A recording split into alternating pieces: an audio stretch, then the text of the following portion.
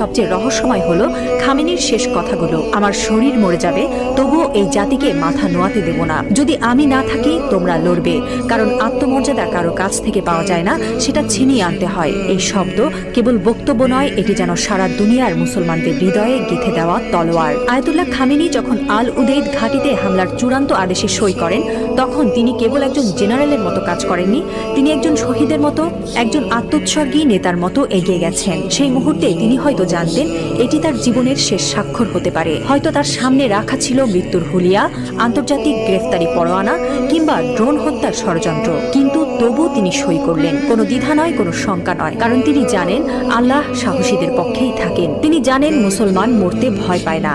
যারা আল্লাহর পক্ষে থাকেন তারা জানে মৃত্যু মানেই পরাজয় নয়, বরং আত্মত্যাগী বিজয়ের শুরু। এই একজন মানুষ এখন আর কেবল ইরানের নেতা নন, তিনি হয়ে উঠছেন সারা বিশ্বের মুসলিম উম্মার প্রতীক। একজন বিশ্বাসী, একজন অটল মুজাহিদ, একজন সাহসী পিতার মতো তিনি বলছেন, আমি থাকি বা না থাকি তোমরা লড়বে। হ্যাঁ মুসলিম উম্মাহ, তোমরা মাথা নিচু করো না। লা ইলাহা ইল্লাল্লাহ।